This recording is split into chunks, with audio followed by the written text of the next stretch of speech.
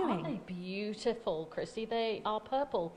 And these ones, we're peeling shots because we're going to make a rather gorgeous quiche today. We're going to be using Paddy's smoked salmon, and we're going to be using some lightly smoked salmon fillets that I've cooked. We're going to be using some tarragon from Starvey Farms, and I've made some pastry, and you're going to be rolling it out using the laxi flour, and Isle creamer is butter, and we're going to be making a delicious salad and some sweet potato buns made with laxi flour as well. So life is good. Life is certainly good. And here at the Cook Shack, Georgie, this is what you do. You get groups of people in, they're from all sorts of different areas, different groups, organisations, individuals.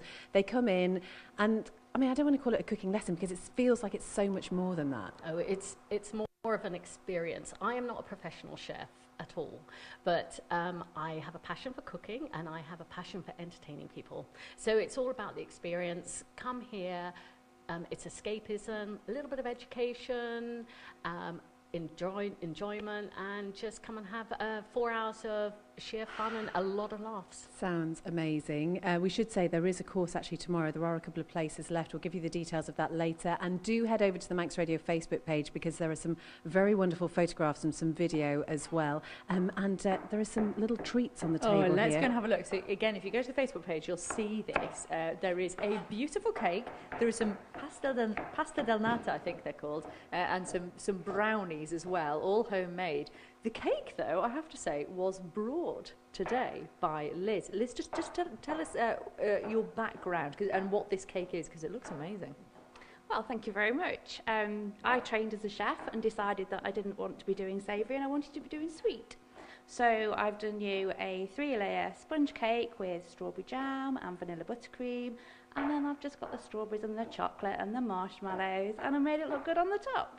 So enjoy. I think we will enjoy it. And are you finding it more joyful then, making the sweets rather than the savouries? Definitely. And you've been up to the Cook Shack several times in the past, haven't you? Yeah, it's a lot of fun. We've done courses with the children and they've had a great experience. They've learnt about the food, they learnt about where it's come from, how to find it, and then what to do with it. And they're so excited and they go away with big smiles and mums are dead pleased. So yeah, it's really good. It's that thing that's so important, isn't it, is making sure that our young people have the best possible start in life. And what better way to start than teach them about what they're actually putting in their bodies, how to cook things, how to keep things nutritious and healthy and local. Yeah, absolutely. I'm hoping to start a charity called Flavour School, and we actually sort of launched it a bit with the young children last week, and I'm hoping that we're going to go into schools with fruit and vegetables. We're going to get the children talking about them, which will expand their vocabulary, but also hopefully trying lots of different things as well. So I'm hoping that's going to kick off very soon.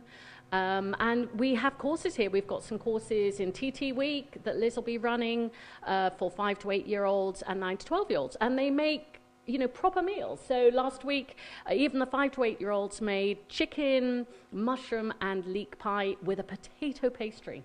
And the thing, Georgie, that people sometimes say nowadays is that they don't have the time really to invest in cooking properly, which is why convenience foods seem like the better option. But in terms of providing something that the whole family can eat, that is nutritious, does it take a long time always?